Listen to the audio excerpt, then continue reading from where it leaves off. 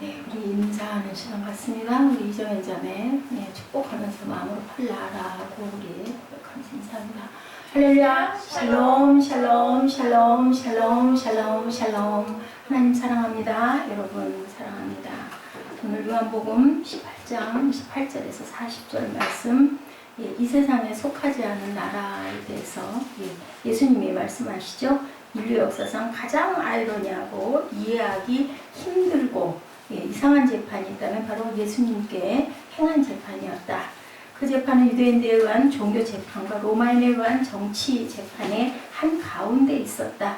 예수께서 종교 재판도 아니고 정치 재판도 아닌 이상하고 특별한 불리한 재판을 받으셨다라고 28절에 말씀합니다. 우리 함께 9절 나올 때는 바로바로 읽기. 사무엘 요한복음 18장 28절 펴놓고 장절 우리 열심히 읽으면서 기쁘게 예배드리죠. 우리 함께 합동합니다. 저희가 예수를 가야백에서 관정으로 끌고 가니 새벽이라 저희는 더럽힘을 받지 아니하고 유월절 잔치를 먹고자 하여 관정에 들어가지 아니하더라. 유월절 전날 그런 개판장 같은 데 들어가면 더럽힘 받았다, 부정하다 해가지고 유대인들은 거기 들어가지 않았다라는. 그래서 결국은 누가 나왔어요? 오히려 빌라도가 바깥으로 나왔어요. 그렇게 해서 그 재판을 받는, 그것도 언제? 오밤중에, 그죠? 아주 중죄인들, 아주 정말 다급한 살인죄나 아니면 국가 나라의 반란을 일으킨 중죄인들이나 급하게 행하는 그러한 재판을 예수님께서는 도망갈 이유도 아무것도 없고 전혀 특별한 죄명도 정확하지도 않은 그런 상황에 새벽녘에 이렇게 재판을 받는, 오밤중에 재판을 받는 내용, 정말 특별한 재판을 받는 내용이 나와 있습니다. 이 짧은 한 구절 안에서 불법적인 정치 재판의 모습을 드러내고 있죠. 이에 대한 증거로 첫째, 예수께서는 재판을 받으시려고 가야바 법정에서 어디로? 빌라도 법정으로 2번 옮겨졌다. 우리 지난주에 제가 얘기를 했을 거예요. 한 법정에서 계속 재판을 받는 게 아니라 필요에 따라서 재판장이 바뀌는 그러한 이상한 현상의 재판을 받고 있고요. 둘째, 예수께서 새벽에 재판을 받으셔요. 여기서 새벽이란 현대로 말하면요, 오전 3시에서 6시 사이에, 우리 새벽 예배 드리는 시간이 보통 교회마다 조금 다르지만 5시에서 6시 사이에 새벽 예배를 드리는데 4시였거나 5시였거나 그랬을 것이다 라고 말씀하고 있어요. 예수께서 심야의 재판을 받았다. 어떤 재판이기에 그토록 급하게 서둘렀을까? 예수께서는 전시에나 있을 법한 그러한 재판을 받았다. 아주 흉악무도하고 아주 국가의 반란죄거나 음모죄거나 이 사람을 이렇게 안 해놓으면 어디로 도망가게 생긴 그러한 죄인들에게 하는 재판을 예수님께서는 아무 이유도 없이 정확한 죄명도 찾지 못한 채 누구와? 빌라도 앞에서 재판을 받는. 빌라도가 되도록이면은 예수를 죄를 주지 않으려고 계속 여러 가지 발뺌을 하는 그런 상황을 우리가 본문에서 보죠. 재미있는 거, 빌라도의 법정을 의미하는 관정에 유대인들은 들어가지 않았다. 왜? 부정해질 것 같아서. 왜냐하면 내일이 유월절이에요. 그래서 유월절이 되면은 어떤 죄인도 재판을 할 수 없기 때문에 급하게 밤중에 그렇게 해결을 하고자 끌고 간 겁니다. 유대인들이 이방인인 빌라도의 법정에 들어가면 유월절 잔치에 참여할 수 없기 때문이다. 따라서 어쩔 수 없이 빌라도가 관정 밖으로 나와서 29절 말씀입니다. 뭐라고 해요? 너희가 무슨 일로 이 사람을 고소하느냐? 뭐 때문에 이 사람을 이 새벽 이밤중에 끌고 왔느냐? 빌라도가 밖으로 나오자 유대인들은 기다렸다는 듯이 뭐라고 소리를 질러요? 저 사람은 행악자에게 우리가 데리고 왔다. 빌라도는 예수께서 무슨 악행을 했느냐 알지 못하죠. 그래서 물어봅니다. 이 꼭두 새벽에 데리고 온 그 이유가 뭐냐? 정치적 관점이냐? 종교적 관점이냐? 그런 부분에 대해서 혐의가 달라지겠지만 아무 혐의도 빌라도는 찾을 수가 없었어요. 살인이나 강도 혹은 국가 반역, 죄를 꾀한 중죄를 지은 것도 아니고 빌라도는 유대인들에게 예수님을 데리고 가서 너희의 법대로 처형해라 라고 얘기를 하죠. 그랬더니 얘기하죠. 31절에 뭐라고 그래요? 30절 31절 우리 함께 읽습니다. 함께 읽습니다. 시작. 대답하여 이르되 이 사람이 행악자가 아니었다면 우리가 당신에게 넘기지 아니하였겠나이다. 31절 빌라도가 이르되 너희가 그를 데려다 너희 법대로 재판하라. 유대인들이 이르되 우리에게 사람을 죽이는 권한이 없나이다. 사람 죽이는 권한이 유대인들에게는 없기는 없어요. 그죠? 그때 로마법 안에서 살아왔기 때문에 사람 죽이는 그런 권한이 없는 거는 맞습니다. 이제 그렇게 얘기를 합니다. 그랬더니 그 다음에 뭐라고 얘기를 해요? 31절에 데려다 하라. 그러니까 32절에 이는 예수께서 자기가 어떠한 죽음으로 죽을 것을 알고 계셨어요. 그것을 응하게 하려 합니다. 자, 33절 이에 빌라도가 다시 관정에 들어가 예수를 불러 이르되 뭐라고 물어봐요? 내가 유대인의 왕이냐? 그죠? Are you the king of the Jew? 하고 물어봅니다. 예수께서 대답하죠. 내가 스스로 하는 말이냐? 다른 사람들이 나에 대해서 내게 한 말이냐라고 오히려 거꾸로 질문을 합니다. 그랬더니 뭐라고 얘기를 해요? 그리고 나서 말합니다. 무엇을? 빌라도가 대답하되 내가 유대인이냐? 내 나라 사람과 대제사장들이 너를 내게 넘겼으니 내가 뭐를 했냐? What is it you have done? 뭐 했냐? 36절입니다. 예수께서 대답하시되 내 나라는 이 세상에 속한 것이 아니니라. 만일 내 나라가 이 세상에 속한 것이었더라면 내 종들이 싸워 나로 유대인들에게 넘기지 않게 하였으리라. 이제 내 나라는 여기에 속한 게 아니다. 오늘 본문, 오늘 주제죠. But now my kingdom is from another place. 다른 곳이다. 하늘나라라고 이렇게 여기서 고백을 하시는 부분이 여기에 나타나고 있습니다. 빌라도는 사태가 시끄러워지자 관정으로 들어와 예수를 불러들이죠. 관정 바깥에 유대인들이 기다리고 있어요. 이제 예수를 안으로 불러들여요. 예수님께 내가 유대인의 왕이냐 또 질문하죠. 빌라도는 예수님의 응답을 듣고 정신이 번쩍 들어요. 그죠? 이거 큰일 났구나. 또 예수께서 그것은 내가 스스로 하는 말이냐 오히려 반문하는 소리를 듣고는 또 가슴이 덜컥 내려앉습니다. 그래서 35절에 아까 우리가 함께 읽었던 것처럼 내가 유대인 아니냐, 유대인이냐, 내 나라 사람과 대제사장들이 너를 내게 넘겼으니 너 뭐했니? 너 무슨 죄를 졌니? 라고 거꾸로 물어봅니다. 빌라도는 예수님께 유대인들과 그들의 제사장들이 너를 내게 넘겼으니 내가 무엇을 하였느냐고 물어보는 거죠. 그때 예수께서 빌라도가 상상도 하지 못한 말씀을 하죠. 나의 나라는 여기가 아니야. 내가 여기가 내 나라였으면 내 종들이 나를 건졌을 거야. 근데 이렇게 죄인으로 팔아넘긴 거는 여기는 내 땅, 내 나라가 아니다. 그래서 나는 맞다. 유대인의 왕이다. 자, 총독이고 재판장인 빌라도는 이제 막 정말 도대체 이걸 어떻게 해야 될까? 기가 막힌 거예요. 유대의 모든 권한을 갖고 있는 빌라도도 이해할 수 없는 말씀을 예수님께서 하셨기 때문에 이해할 수 있었겠어요? 은혜 받지 않고 하나님의 나라가 뭔지도 모르고, 그죠? 우리도 알다시피 성령 받지 않으면 성경도 이해가 안 되고 성령의 사건들도 너무너무 이상하고 믿을 만한 사람들이 그렇다고 하니까 그렇기는 한 것 같기는 같은데 도저히 이해가 안 가는데 빌라도가 알 수가 없는 얘기죠. 지금 우리가 살고 있는 이 세상은 이 세상에 나라가 있고 속하지 않은 나라가 또 하나 있다라는 얘기를 예수님께서 하시는 거죠. 전쟁과 테러와 불법과 흥망성쇠가 있는 이 세상 나라가 전부는 아니다. 새롭게 빌라도가 이 부분에 대한 것을 듣는 거죠. 우리가 알지 못하는 이 세상에 속하지 않은 새로운 나라가 있다고 말씀하죠. 이 세상 나라에 대해서 아우구스티누스가 쓴 신국론은 좋은 작품인데 로마가 하루아침에 멸망당한 역사적인 사건에 대해서 기록되어 있어요. 우리가 살고 있는 이 세상 나라가 있지만 우리가 알지 못하는 이 세상에 속하지 않은 또 하나의 나라에 대해서 신국론에도 잘 표현이 되어 있습니다. 마가복음 1장 15절에 예수께서 이런 말씀을 하시죠. 가라사대 뭐라고 그러세요? 마가복음 1장 15절입니다. 때가 찼고 하나님 나라가 가까웠으니 뭐라 그래요? 회개하고 복음을 믿으라 하시더라. 예수님이 말씀하시죠. 때가 찼고 하나님의 나라가 가까이 왔다. 회개하고 복음을 믿어라. 그런데 당시에 이 말씀을 알아들은 사람은 아무도 없다. 또 지금도 이 말씀을 정말로 피부 깊숙이 받아들이고 알아들이는 사람은 극히 적다. 없다고 할 수는 없을 거예요. 그죠? 요즘 세상에도 하나님과 교통하고 정말 깊게 기도하고 어떠하리라 라는 것을 알고 있는 사람들도 소수가 있습니다. 그런데 우리는 안다고 하면서도 설마 하니 그날이 있겠어? 왜요? 우리가 정말 직접적으로 마음으로 몸으로 부딪혀오지 않기 때문에 오늘날 인공위성, CNN, 방송, 인터넷 등으로 지구상의 모든 소식을 들을 수 있지만 이 말씀 하나님의 나라가 가까웠다. 때가 가까웠다. 내가 온 모습 그대로 내가 다시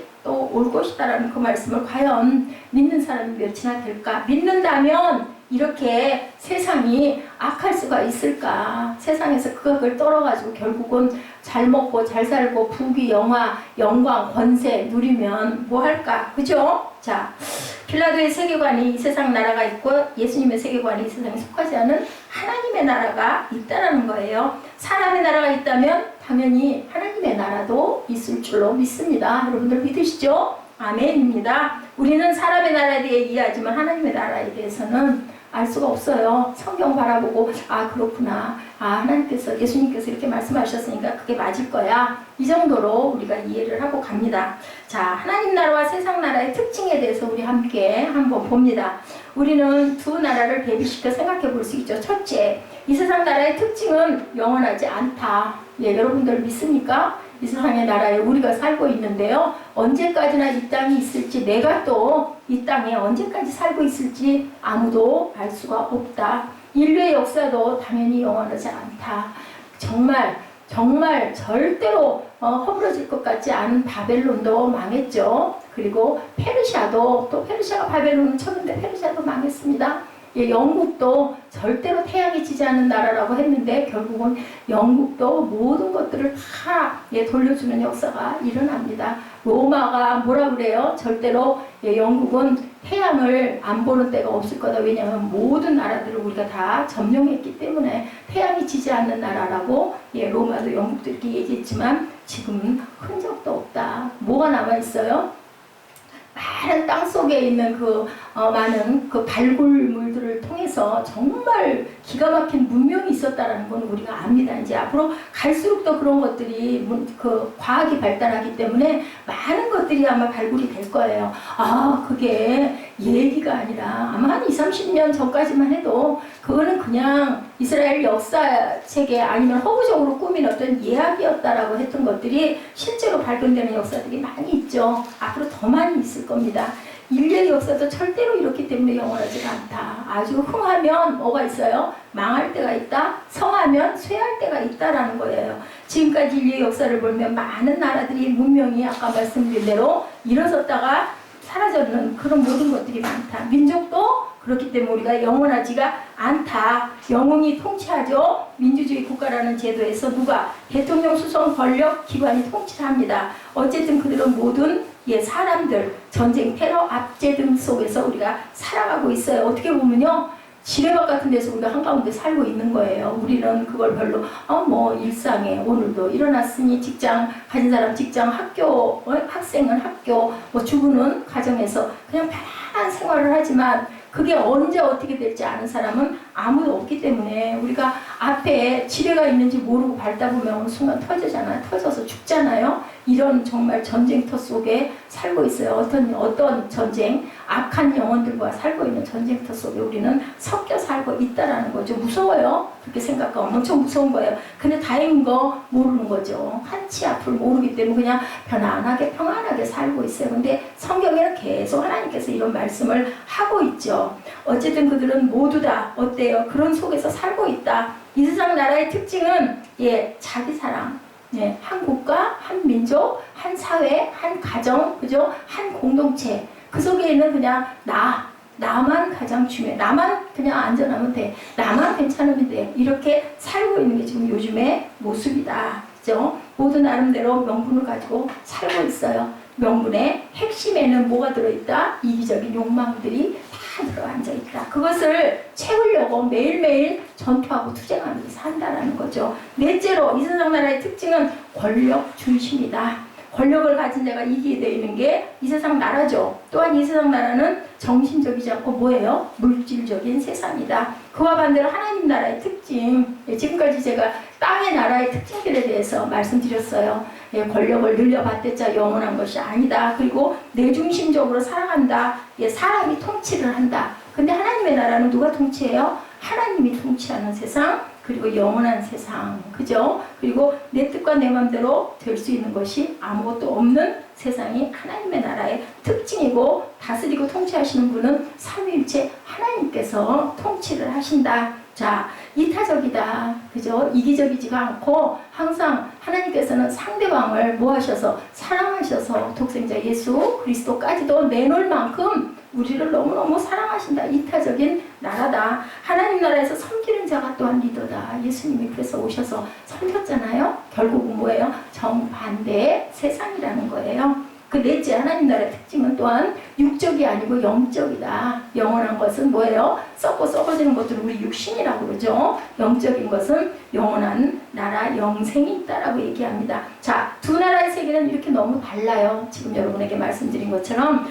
로마서 14장 17절에 사도 바울이 기록합니다. 하나님의 나라는 먹고 마시는 것이 아니요. 우리가 너무 잘 아는 말씀이죠. 오직 성령 안에서 의와 평강과 희락이다라고 이렇게 말씀합니다. 마태복음 내에서는 또한 천국이라고 표현하죠. 하나님 나라의 최소한 3가지 요소가 천국에는 포함되어 있다. 하나님의 나라에. 예, 우리 인류에도 그렇죠. 나라에는 주권과 영토와 국민이 있는 것처럼 하나님의 나라에도 백성이 있고 그 다음에 통치 영역과 통치 자체 3가지가 있다. 뭐가 있다고요? 하나님의 나라의 백성, 그리고 통치 영역, 하나님 나라, 그리고 통치 자체 누가? 하나님께서 직접 하시는 나라가 있다. 자, 성경은 이렇게 아까 말씀하신 것처럼 하나님의 나라 이제 가까이 왔고 임했다. 그리고 또 곧 오실 것이다. 완성될 것이다. 라고 기록하고 있어요. 이처럼 하나님의 나라는 과거, 현재, 미래에 다양한 시제로 기록되는 특징이 있다. 하나님의 나라는 동시적으로 있다라고 말씀합니다. 마태복음 7장 28절 말씀입니다. 그러나 내가 하나님의 성령을 힘입어 뭐를 쫓아내요? 귀신을 쫓아내는 것이면 하나님의 나라가 이미 너희에게 임하였느니라. 자, 우리가 귀신을 쫓아내지 못하면 하나님의 나라가 우리에게 임하지 않았다. 사무엘아, 어째 그렇게 손을 뜯어대? 어? 잘생긴 그런 그 소년이 왜 이렇게 손가락을 입에다 대고 그 뜯냐? 어? 왜 이렇게 나쁜 것만 배워? 물이 들어. 어? 희정이 걱정했더니 이제는 남자애가 그러고 있네. 왜 그래?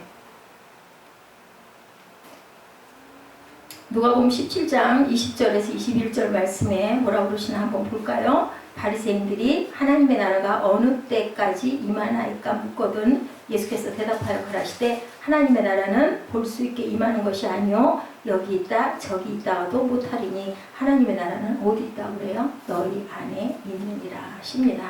하나님의 나라는 시공간을 초월하고 있죠. 과거와 현재와 미래가 동시적으로 물질적이 아니라서 물질적인 것들이 아니라서 우리 눈에 보이지도 않는 것이다. 우리 안에 너희 안에 있다. 왜 너희 안에 있다고 했을까요? 우리가 어떻게 하나님을 생각하고 받아들이는가에 따라서 내 중심에 하나님을 모시고 있느냐 모시지 않느냐에 따라서 하나님의 나라가 내 안에 형성이 되기도 하고 안 되기도 하고 하나님의 나라가 크게 되기도 하고 사람마다 따라서 그저 작은 부분 미미한 부분 예배 때나 잠깐 들여다보는 부분으로 되기도 한다. 그러면 우리 내 마음에 달렸어요. 그죠? 어떻게 보면 내 마음에 달렸어. 내가 정말 하나님을 존귀하게 모시고 하나님 말씀대로 살고자 노력하고 열심히 했으면 하나님의 나라가 나의 전체를 차지할 수도 있고 내 안에 그대로 있을 수도 있고 아니고 그냥 그래 안 믿을 수 없고 계시긴 계실 거야 정도로 생각하는 사람들은 하나님의 나라가 전혀 계셔도 계신지 안 계신지 뭐 주일날 좀 빠져도 상관없고 예배 시간에 자도 괜찮고 딴 생각해도 괜찮고 이런 사람들은 하나님의 나라가 거의 없다라고 볼 수가 있는 거예요. 우리가 찾을 수가 없는 거죠. 마태복음 3장 2절에 그래서 누가 제일 먼저 그랬어요? 누가 제일 먼저 누가 요한이 처음에도 그랬고 그 다음 예수님이 오셔서도 그러셨어요. 회개하라 천국이 가까웠느니라 라고 기록합니다. 예수께서 이제 가까이 오셨다라는 뜻이에요. 그래서 이 침례 요한은 석청과 물을 메뚜기를 먹고 항상 소리쳤어요. 이 독사의 자식들아 천국이 가까웠다. 그래서 세례를 그렇게 많이 줬습니다. 예수님이 곧 천국이라는 말씀이에요. 이 말씀은 예수님이 천국이라는 말씀, 천국이 어디에 있다라는 게 아니라 어떤 스페이스는 어디 있다, 내 마음 안에 이루어지고 있다. 신약 성경에서 예수께서 이 땅에 오셨다고 말씀하시는 것은 하나님의 나라가 이 땅에 임하였음을 뜻하는데 그것이 예수님의 탄생에 대한 의미를 갖고 있다는 것 여러분들이 온전하게 아셔야 됩니다. 누구든지 예수님을 영접하면 누구 안에? 내 안에 하나님의 나라가 임한다. 그래서 천국이 저희 것이며 라고 하나님께서 말씀을 합니다. 근데 예수 믿으면서도 내가 하나님의 나라가 임하지 않은 사람들의 모습은 오히려 세상 사람보다 더 힘들게 살아요. 여러 가지의 내가 해야 될 일들이 더나 많아요. 그리고 거기서 뭐는 없고 기쁨도 없고 감사도 없고 그냥 도대체 이게 뭐야. 맨날 왜 2중 3중으로 내가 이렇게 애를 써야 되고 고생을 해야 되고 놀러 갈 시간에 놀러도 못 가고 쉴 시간에 쉬지도 못해. 이런 갈등이 당연히 들어오는 거죠. 하나님의 나라가 내 안에 임한 사람은 예배가 좋고 찬양이 기쁘고 감사하고 잘못되면 잘못돼서 그냥 감사하고 잘되면 잘돼서 감사하고 이래도 감사 저래도 감사가 나오는 것이 내 마음에 하나님의 나라가 있는지 없는지 아는 척도라는 겁니다. 우리는 이 세상 나라에서 고민하고 갈등을 겪지만 예수를 믿는 사람들은 그런 것과 상관이 없다. 하나님의 나라를 경험하면. 그러니 얼마나 좋겠어요. 그죠? 근데 그게 아무에게나 있는 것이 아니라 내가 정말 말로만 믿는 게 아니라 정말 네가 나를 믿느냐. 네가 나를 사랑하느냐. 베드로에게 계속 말씀하신 게 바로 그 뜻이었던 거예요. 너 정말 내 나라가 네 안에 있어? 그러면 어때요? 우리는 나라를 떠나서 살 수 없잖아요. 우리는 국적을 갖고 있잖아요. 대한민국 국민이잖아요. 나라 없는 서름처럼 큰 서름이 없대요. 집 없는 서름처럼 큰 서름이 없다고 그러는데 그 위에 나라가 없으니까 어땠어요? 일제 치하에서 우리 완전히 일본한테 먹혀가지고 살 때, 나라 잃어버리고 살 때 피눈물 나는 삶을 살았죠. 완전히 우리를 마르다를 만들어버리고 나라의 혼을 없애버리려고 말도 못하게 하고 글자도 못 쓰게 하고 모든 걸 다 성씨도 바꿔버리고 그죠? 이렇게 사는 삶에서 해방되려고 얼마나 많은 우리 순국 열사들의 피 흘림이 있었습니까? 3.1절을 통해서 그죠? 많은 우방국가들이 우리를 알고 그때 많은 선교사님들이 많은 편지를 보내고 그래서 유엔이 우리를 도우면서 나라가 바로 쓴 겁니다. 그냥 나라가 있으니까 나라가 있나 보다 인데 정말 나라를 잃어버려 보면 정말 나는 도대체 뭐야? 누군가가 자기 정체성을 찾으려고 미국에서 그죠? 그 미국 팝스타에서 엄청난 인기를 모았던 그 사람이 나는 한국말을 하고 한국 음식을 먹고 한국 사람인데 왜 한국에서는 내가 인정을 받지 못하고 한국 사람들은 왜 나를 모를까? 그래가지고 맨 밑바닥부터 다시 시작하겠다고 왔던 그 사람의 얘기가 생각이 나요. 그런데 우리들이 볼 때는 저 사람 미국에서 엄청나게 떴던 사람인데 여기로 와가지고 잘난 척하고 그렇게 해? 아픈 척? 슬픈 척? 그게 너무너무 아팠다라는 제가 고백을 들으면서 그 사람 마음을 이해할 것 같았어요. 아픈 척? 난 정말 아파 죽겠는데 가슴이 너무너무 아파 죽겠는데 이래서 우리가 오해를 한번 받기 시작하면 한도 끝도 없이 오해를 받는데 아는 분은 누구세요? 하나님께서는 아신다. 그분이 굉장히 신실한 크리스찬이에요. 그래서 무슨 미랄 사업인가 이름이 미랄이었었어요. 그렇게 해서 많은 어렵고 불쌍한 사람들을 많이 도왔다라는 얘기를 제가 봤습니다. 그래서 우리가 하나님의 나라를 경험하게 되면 슬퍼하지도 않고 또 뭔가를 해도 거기에 대해서 보상심리 같은 건 전혀 없어요. 왜? 내가 너무 기뻐서 했으니까. 오히려 잘 편안하게 나로 인해서 어떤 영향을 받은 사람들이 고마워하는 거 보면서 나는 더 고맙죠. 나는 그거 보면 너무너무 기쁜 거죠. 그렇게 살아가는 거죠. 환희와 감사와 찬송과 기쁨만 내 앞에 내 안에 일어나니 얼마나 행복한 삶이겠어요. 그 상태가 돼야 된다는 거죠. 우리는 어떻게 하나님의 나라를 그럼 경험할 수 있을까? 요한복음 3장 3절에서 5절 말씀 여러분들 잘 아시죠? 니고데모 사건 그죠? 대화 거기에 나와 있죠. 뭐라고 말씀하세요? 예수님이 거듭나지 않으면 하나님의 나라에 들어갈 수 없다. 예수께서 이 땅에 오셨지만 하나님의 나라가 이 땅에 임했지만 경험할 수 있는 것은 어떤 사람들이다? 유일한 방법은 거듭나는 건데 알아듣지를 못해요. 니고데모처럼 아주 학식이 뛰어나고 지성인이었죠. 그때 공의역의 의원이었었으니까 깨달지 못하죠. 예수님께서 니고데모에게 내가 네게 거듭나야 하겠다는 말을 기이 여기지 말아라. 바람이 임으로 불면 내가 그 소리를 들어도 어디서 오며 어디로 가는지 알지 못하나니 성령으로 난 사람은 다 이러니라 라고 얘기를 해요. 성령이 내 안에 왔을 때 내가 도대체 어디서 와서 어디로 가는지 그것을 모르고 있었다라는 얘기인 거죠. 하나님의 나라가 임한다라고 요한복음 3장 7절 8절에 계속 말씀하고 있습니다. 예수님과 니고데모는 예수님을 말씀을 알아들으면 들을수록 헷갈려서 도대체 무슨 말씀일까? 근데 언제 알았어요? 예수님 돌아가시고 나서 깨달아 알게 되죠. 그래서 가서 그 유황과 모략을 가지고 가서 아리마대 요셉과 함께 장례를 준비하잖아요. 그리고 그 새 동굴에다 묻어드리는 그런 일을 우리가 압니다.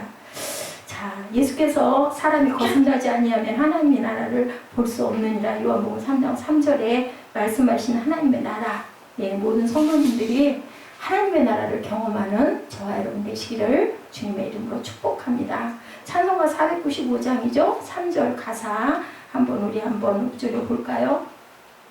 자, 우리 찬송가 495장 우리 잠깐 같이 한번 하죠. 저희 어머니가 돌아가실 때 정신이 있으실 때마다 부르셨던 찬송이기도 합니다.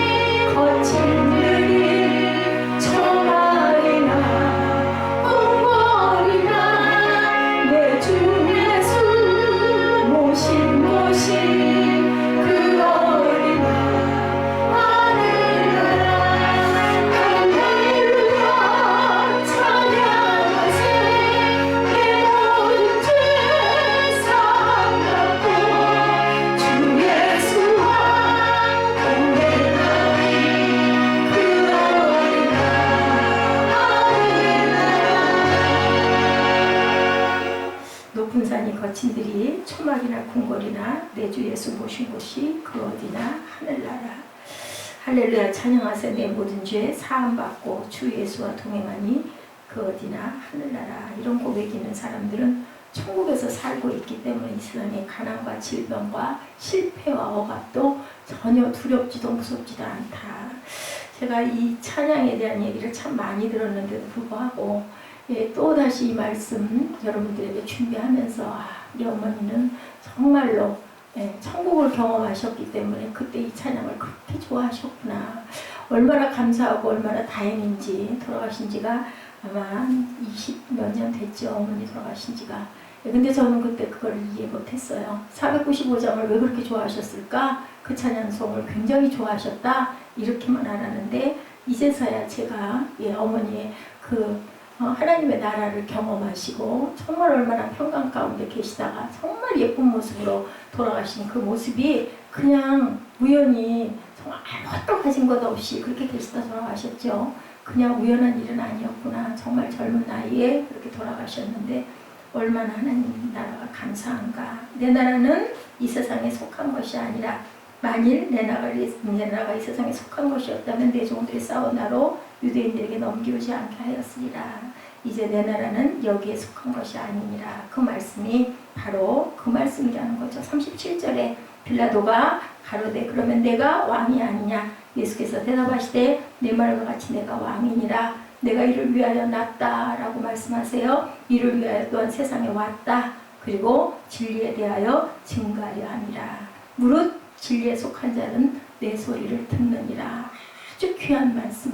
37절 후반 말씀이 정말 중요한 핵심이에요. 그래 내가 왔다. 뭘로? 이 나라의 왕으로 내가 왔다. 근데 왕 대신 예수님을 그 백성들이 다 못 박아 죽이죠. 저 모습은 아니라는 거죠. 왜? 세상 나라의 연연에 있기 때문에 하나님의 나라의 실체가 보이지 않은 거죠. 이를 위하여 세상에 왔나니 뭐에 대하여? 진리에 대하여 증거하려 함이로라. 무릇 진리에 속한 자는 내 소리를 듣느니라. 여러분들 아시죠? 구약의 쉐마 이스라엘. 들을 자는 귀 있는 자들은 들으라. 뭐 귀 없는 사람이 어디 있겠어요? 다 있죠, 귀들이. 근데 진짜 귀를 갖고 있느냐?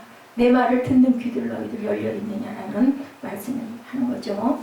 예수님의 말씀이 빌라도가 또 기가 막히죠. 예, 로마가 곧 진리라고 생각했어요. 빌라도는 왜? 세상 나라의 빌라도기 때문에. 예수께서 말씀하시는 진리는 그게 아닌 것. 38절이죠. 빌라도가 가로되 진리가 무엇이냐 하더라. 이 말을 하고 다시 유대인들에게 나가서 이르되 나는 그에게서 아무 죄도 찾지 못하였노라. 도대체 이 사람은 죄인은 아닌 것 같은데, 그죠? 그거 굉장히 마음의 두려움을 느꼈던 것이 보여요, 성경 안에서. 우리는 나라가 두 개이듯이 진리도 여러분들 두 개라는 것 여기서 우리가 깨달아 압니다. 이 세상 나라에서 통용되는 진리가 있고요, 하나님 나라에서 통용되는 진리가 있다. 예수께서는 하나님 나라의 영원한 진리에 대해서 말씀하고, 빌라도는 세상 나라의 진리에 대해서. 뭐가 진리예요? 로마의 길은 뭐라고 그래요? 모든 길이 다 로마로 통한다라는 얘기가 있듯이, 이 사람은 빌라도는 당연하죠. 당연히 로마가 진리라고 생각을 한 거죠. 예수님과 대화할수록 도대체 알 수 없는 말인데 무시할 수도 없는 그런 얘기를 하고 있는 거죠. 두려움이 온 거죠. 오직 그의 관심은 예수께서 어떤 죄라도 지었나 안 지었나, 이게 굉장히 중요해요. 왜냐하면 자기 책임이 거기 있기 때문에. 아무리 찾아봐도 죄가 없는 사람을 사형시켜야 되는 게 너무나 마음에 걸려요. 결국은 어떻게 해요? 놔주고 싶은 거죠. 빌라도는 그 순간 생각해요. 6월절 명절 때 죄수 한 명을 사면하는 그러한 전례가 있으니까 이걸 기회로 해서 이 사람을 죽이지 말고 살려야 되겠다라는 생각을 이제 마지막, 그죠? 결단을 내리는 거죠. 그래서 가서 유대인들 모인 데 가가지고 얘기하죠. 그럼 이 사람을 놔주랴 하고 얘기하니까 뭐라고 그래요? 바라바를 놔주라고. 엄청난 죄를 지은 강도죠. 바라보는 아주 흉악한 흉악범입니다. 사형대에 당에 마땅한 흉악범을 살려주라고 39절 40절에 이렇게 얘기하죠. 같이 함께 합독합니다. 6월절이면 내가 너에게 한 사람을 놓아주는 전례가 있으니 그러면 너희는 내가 유대인의 왕을 너희에게 놓아주기를 원하느냐 하니 저희가 소리질러 가는데 이 사람이 아니라 바라바라 하니 바라바는 강도더라. 자, 민중이 굉장히 군중심리, 그죠? 그것으로 인해서 어떤 것을 무시할 수 없어요. 그것을 귀를 기울여 듣기도 들어야 되는데 때로는 군중심리가 사람을 죽이기도 한다는 것을 우리가 알 수가 있습니다. 유대 군중은 예수님 대신 바라바를 놓아주라고 소리를 지르죠. 결국 강도 바라바는 풀려나고 아무 죄도 없으신 예수께서는 사형을 당하시는 일이 이 본문에 18장 48절에 28절에서 40절까지 내용이 기록되어 있는데, 그것은 하나님이 그죠? 그렇게 하려고 마음을 먹고 작정을 하신 일이었기 때문에 이루어졌지만, 이것의 깊은 영적인 우리가 진리를 보면 예수님께서는 강도 한 명까지도 나를 다 죽여서 나를 다 찢어서 그 생명도 살리고자 하시는 그러한 사랑을 나타내신다는 것을 우리가 볼 수가 있고, 하나님의 나라는, 땅의 나라는 하나님의 나라를 자꾸 침노하죠. 근데 하나님의 나라는 어떻게 해요? 하늘이 우리 땅을 어떻게 하고 있어요? 덮고 있잖아요. 하나님께서 우리를 넓은 품으로 품어 안고, 지금도 우리 교회도 마찬가지예요. 우리 하늘 있죠. 하늘에 하나로 품고 계시는 둥그런 지구 안에 예수 믿는 하나님의 나라들, 그것을 바라보고 계신다는 것을 절대 잊지 마시고, 오늘 본문 말씀을 조용할 때 곰곰이 한번 묵상해 보시기 바랍니다. 특별히 37절, 38절 말씀 여러분들 묵상하시기 바랍니다. 기도하시겠습니다. 우리는 예수님의 재판을 통해서 인간의 불법과 죄악된 모습을 이렇게 봤습니다. 예수께서 그 와중에서도 내 나라는 세상에 속하지 않는다고 분명히 말씀합니다. 자, 하나님, 저희들 이렇게 미련하고 우둔합니다. 모든 사람들이 세상에 속해 있지만 하나님의 나라에 또한 속해 있는 저희들임을 고백하게 하시고, 그리고 감사하게 하시고, 또한 서로에게 서로를 축복하는 역사가 일어나게 하여 주셔서 세상에 속한 나라, 그 나라 저희들 사모하지 않게 하여 주시고, 우리는 정말 하나님의 나라에 속해 있으면서 세상 가운데 우뚝 서서 아버지 모든 환난과 고난 가운데서도 하나님이 계시기에 기뻐할 수 있는 영적인 충만한 하나님의 자녀들이 온전히 되게 하여 주옵소서. 내 마음 안에 하나님의 나라가 하루하루 나이가 먹어갈수록 조금씩 확장되는 역사가 있게 하여 주셔서 아버지 저희들 정말 하나님께 감사하며 세상에 하나님의 빛된 자녀들 다 될 수 있고 다 하나님의 나라를 바라보며 그 나라를 사모하며 천국 백성으로 세상에서도 기쁨을 누리고 살아갈 수 있는 귀한 충만한 은혜를 하나님께서 주시옵소서. 그리고 또한 저희들 사모하는 모든 자들 되도록 주님 은총 나려 주시옵소서. 지금은 우리 주 예수 그리스도의 은혜와 아버지 하나님의 크신 사랑하심과 성령의 충만하게 역사하시는 그 임재가 하나님의 나라를 사모하며 하나님의 나라를 내 마음 안에 확장하기를 원하며 궁궐이나 초막이나 그 어느 곳이든지 내 주 예수 모신 곳이 천국이라고 고백하고자 원하는 하나님의 사랑하는 아들, 딸, 죄종 또한 하나님의 교회들 머리머리 위에 지금부터 영원토록 함께 계실지어다. 아멘.